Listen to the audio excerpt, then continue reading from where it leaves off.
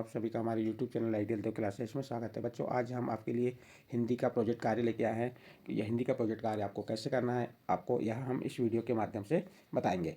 देखिए, जो आपका हिंदी का प्रोजेक्ट कार्य है ये कितने मार्क्स का आएगा? आपका 40 मार्क्स का आएगा। कितने मार्क्स का आएगा? 40 मार्क्स का आएगा। और प्रत्येक प्रोजेक्ट के कितने मार्क्स रहेंगे?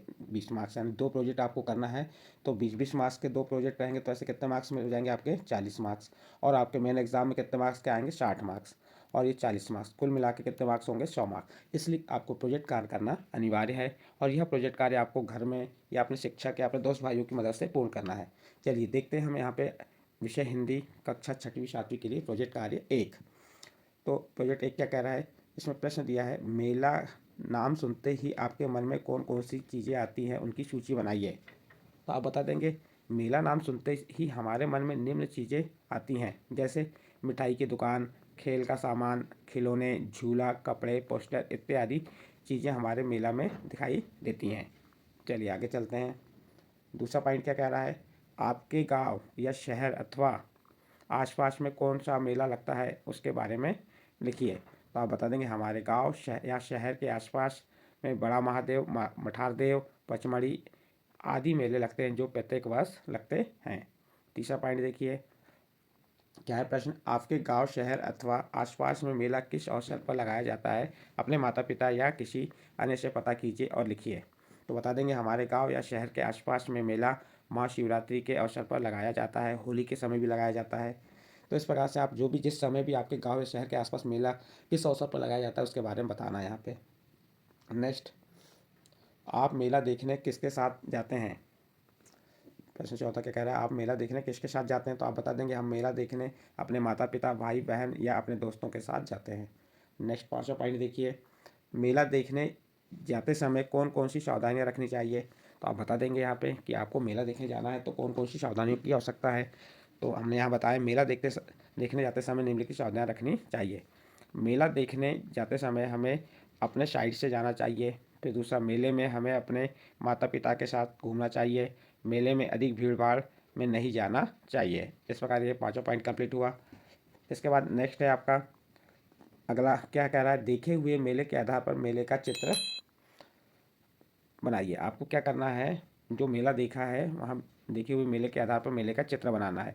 तो आप क्या करेंगे, कुछ दुकानें बना देंगे, जैसे ये दुकानें लगी हुई हैं, ये देख लीजिए, ये झूले हैं मेले के, और जो कुछ पब्लिक बना दीजिए, और कुछ मिठाई की दुकानें कुछ। तो इस प्रकार से आप क्या करेंगे, देखे हुए मेले के आधार पर मेले का चित्र बनाएंगे, या आप मेले का चित्र को चस्पा भी कर देंगे। तो इस प्रकार से आपका यहाँ पे मेले का चित्र कंप्लीट हुआ। अब देखो, ये देखे हुए मेले के आधार पर वहाँ मिलने वाली वस्तुओं की सूची बनाएंगे। आप मेला गए, मेले में क्या क्या वस्तु देखे, उसके आधार पर आपको क्या करना है, सूची बनाना है। जैसे यहाँ पे क्रमांक दिया हुआ है, आप देख सकते हैं, ये क्रमांक दिया है, खाने की वस्तुएं, खिलौनों की वस्तुएं और अन्य सामान जो ऐसे मेले में मिलता है उसकी है। तो ये आप सूची तैयार की हमने, देखी है। चलिए देखते हैं इसमें। नंबर 1, खाने की वस्तु की मटर, खिलौनों की सूची में गुब्बारे आ गए और अन्य सामान्य बर्तन, संतरा, चना, सिंगाड़ा, समोसे। और खिलौने की सूची में क्या हो गई, गुड़िया, मोटर कार, रेलगाड़ी, गेंद, फुटबॉल। और अन्य सामान में बर्तन भी थे, नमकीन, मिठाई, पूजा की सामग्री, चप्पल, जूते, नारियल, कपड़े आदि। तो इस प्रकार से आप जो मेला गए, मेले में जो जो वस्तुएं देखी उसकी आपको यहाँ सूची बना के कंप्लीट कर देना है। तो इस प्रकार से आपका यहाँ पे ये मेले से संबंधित प्रोजेक्ट कार्य कंप्लीट हुआ है। प्रोजेक्ट 1 आपका कंप्लीट हुआ। इसके बाद आपका आता है प्रोजेक्ट 2। चलिए, प्रोजेक्ट 2 में क्या दिया हुआ है? वर्तमान समय में विश्व में फैली महामारी के संबंध में जानकारी एकत्र कीजिए। देखिए, जो वर्तमान समय में एक महामारी आई थी उसके बारे में आपको यहाँ पे जो भी महामारी हो उसके बारे में लिखना है। जैसे इसमें नंबर 1 प्रश्न दिया हुआ है, इस महामारी का क्या नाम था? देखिए, वर्तमान समय में विश्व में फैली महामारी के संबंध में जानकारी एकत्रित कीजिए। तो चलिए, महामारी, तो प्रश्न है इस महामारी का नाम क्या है? तो आप जो भी महामारी विश्व में फैली हुई थी उसके बारे में बता सकते हैं। जो महामारी, जैसे अभी वर्तमान समय में फैली महामारी का नाम था कोरोना या कोविड-19। अभी देखिए आप, वर्तमान में 2020-21 में 2021 में कोरोना का काफ़ी वो प्रभाव था, ये महामारी थी एक टाइप से, इसमें बहुत से लोग मारे गए थे। फिर दूसरा प्रश्न, इस महामारी का पहला मामला या केस किस देश में पहचाना गया? तो आप बता देंगे, इस महामारी का पहला केस चीन देश में पहचाना गया। यह चीन के वुहान शहर में मिला। फिर तीसरा पॉइंट देखिए इसका, इस महामारी के सामान्य लक्षणों को लिखिए। जो ये महामारी आई थी इसके सामान्य लक्षण क्या है? तो इस महामारी के सामान्य लक्षण है, हल्का बुखार आना, सर दर्द, सर्दी जुकाम एवं खांसी आना। फिर तीसरा पॉइंट खांसी ऑक्सीजन का कम होना। चौथा पॉइंट सांस लेने में दिक्कत आना। और पांचवा पॉइंट है सीने में दर्द होना। तो ये जो महामारी, कौन सी महामारी, कोरोना वायरस जो था या कोविड-19, ये इस महामारी के सामान्य लक्षण बता दिए। फिर अगला चौथा नंबर देखिए इसका। चौथा नंबर में क्या कहा है, इस महामारी से बचने के लिए कौन कौन सी सावधानियां रखनी चाहिए। तो हम देखिए इस महामारी से बचने के लिए सावधानियां, मास्क पहनना चाहिए, सामाजिक दूरी रखना चाहिए। तीसरा पॉइंट हाथों को साबुन के से बार बार धोना चाहिए। चौथा पॉइंट सैनिटाइज का उपयोग करना चाहिए। और पाँचवा पॉइंट है गुनगुने गर्म पानी का सेवन करना चाहिए। इस प्रकार चौथा पॉइंट कंप्लीट हुआ।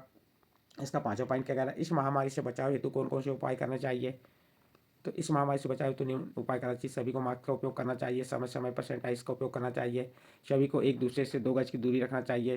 चौथा पॉइंट साफ सफाई पर विशेष ध्यान रखना चाहिए। पाँचवा पॉइंट है गर्म पानी का सेवन करना चाहिए। नेक्स्ट अगला देखिए छठा पॉइंट, छठा क्वेश्चन क्या कह रहा है, यदि आपके परिवार या आसपास में कोई इस महामारी पर से प्रभावित हुआ है, अर्थात किसी को यह बीमारी हुई है, तो मरीज घर में ठीक हुए या अस्पताल में मरीज को घर में रखने पर कौन सी सावधानियां परिवार के लोगों को रखनी चाहिए।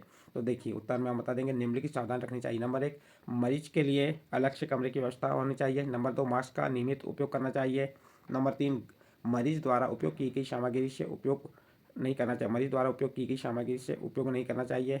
मरीज से 2 गज दूरी बनाए रखना चाहिए। परिवार के सभी सदस्यों को नियमित सैनिटाइज का उपयोग करना चाहिए। मरीज के पास पूरी किट पहनकर जाना चाहिए। इस प्रकार से ये सावधानियां हमें रखना पड़ेगा।